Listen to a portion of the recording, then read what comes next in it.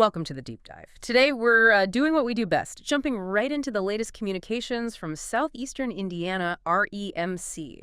Your REMC. Think of us as, well, sorting through the information pile for you, finding those real nuggets you need. We're looking at the August 2025 bill insert, the REMC Connect digital magazine for August, and bits from the Indiana Connection too, our goal. To give you the shortcut, the key takeaways on energy updates, community stuff, and, tools to manage it all, these aren't just dry documents. There's actually some surprising stuff packed in here. That's right.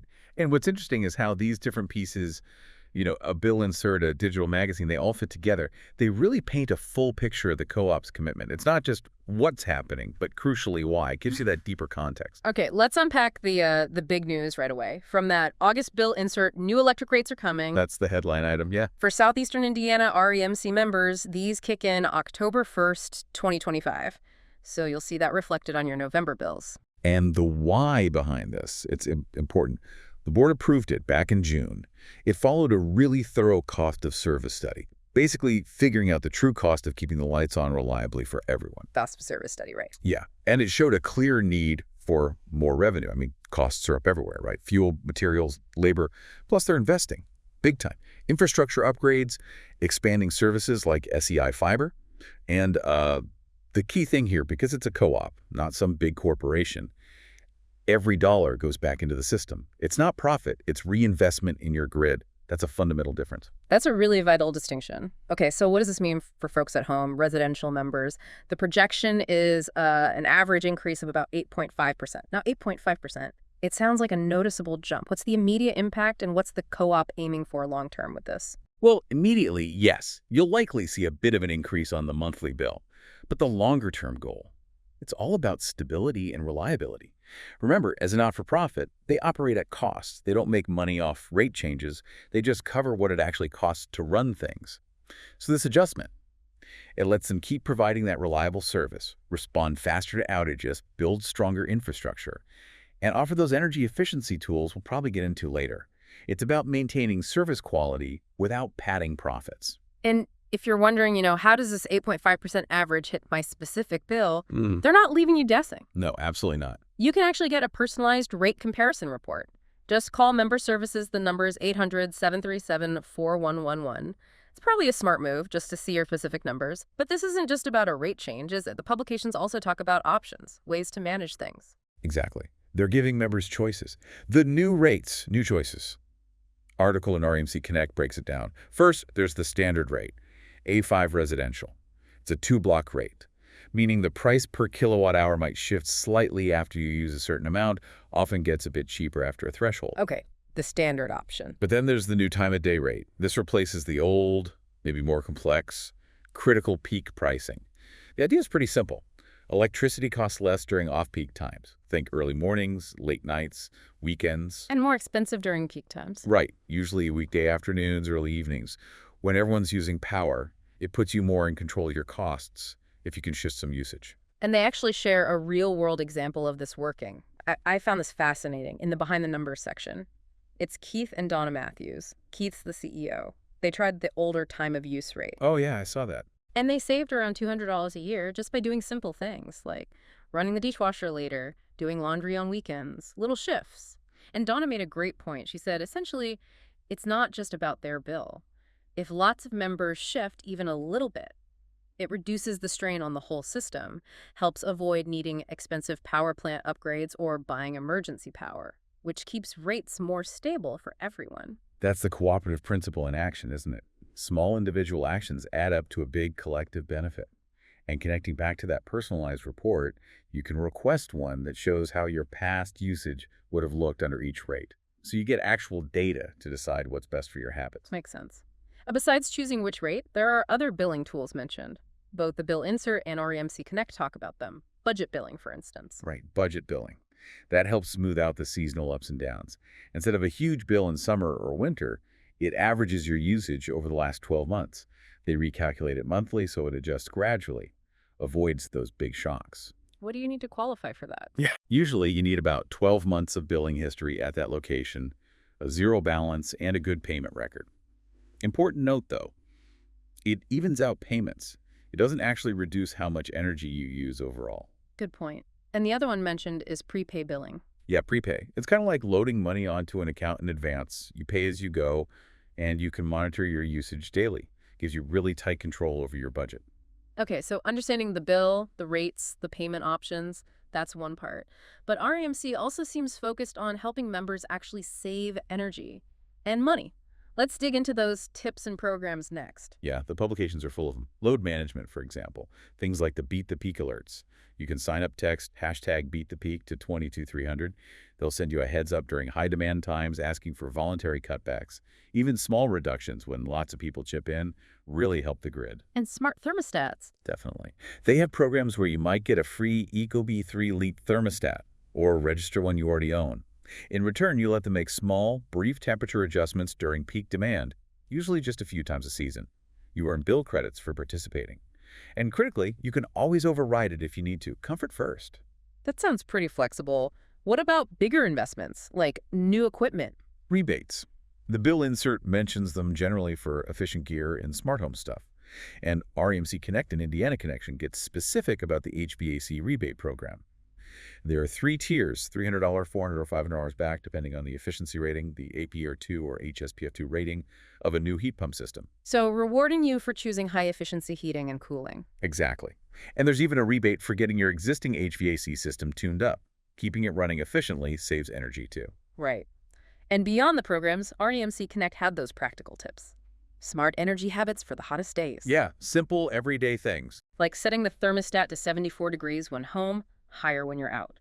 Shifting appliance use dishwasher, washer, dryer to off-peak hours. Early morning, late evening, weekends. Makes a real difference, especially on that time of day rate. And basic appliance care. Making sure things have room to breathe, not overloading circuits. Cleaning AC filters monthly, replacing them every 1-3 months. A dirty filter makes the AC work way harder. Absolutely crucial, that filter one. Using fan sealing or portable to feel cooler. Using blackout curtains. Opening windows when it's cool outside. Grilling instead of using the oven. Switching to LEDs. Unplugging chargers. Phantom load, yeah. Those little things add up. Yeah. And don't forget outdoor electrical safety, the cool comfort safe spaces tips. Check cords for damage, use outdoor rated ones, don't overload outlets, keep cords shaded if possible to prevent overheating, basic safety. So many practical tips, but it feels like these publications go beyond just the technical stuff, the dollars and cents. They really show REMC connecting with the community. I agree. REMC Connect magazine itself is a great example. It's digital, it's monthly, it's full of co-op news, energy tips, but also community events, member stories, ways to engage. You can find it online or get it by email. Plus, they use social media, email updates, their website. They try to keep everyone informed. Which ties into that piece in Indiana Connection about keeping your contact info updated. Your phone, email, address. You need that to reach you. For maintenance, emergencies, rebates, events. Yeah, definitely worth double-checking. Yours is current on their website, saves hassle later. And speaking of community, Operation Roundup, that program really stands out. It really does. It's voluntary, right? Yeah. You just agree to round your bill up to the next dollar. Yeah, averages about 50 cents a month, maybe $6 a year per person. Seems small. But the impact, wow. That money gets pooled. It goes directly to local nonprofits, emergency responders, student programs. Right there in the community. They gave out $47,000 just in the first round this year. And get this, the program has given over $1 million in grants since it started. $1 million from rounding up bills. Incredible, isn't it? Generated from pennies, basically. This is that quote from a member, something like, even on a fixed income, I can afford this. It helps people right here.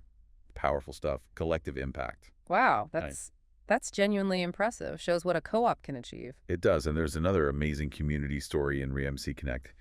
Connecting the park, strengthening the community. Yeah. About bringing SEI fiber to Versailles State Park. Oh, right, the park connectivity issue. Started from a really tough place, Sarah Simon's Relief Project. After the tragedy involving Carson Hughes, there was a need for security cameras, but connecting them in remote park areas was a huge challenge.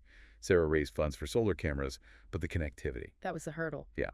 So SEI Fiber stepped up. They installed like 6,000 feet of fiber optic cable, underground, aerial, through really difficult terrain.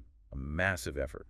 Fiber techs, electric crews, the park ranger, real teamwork.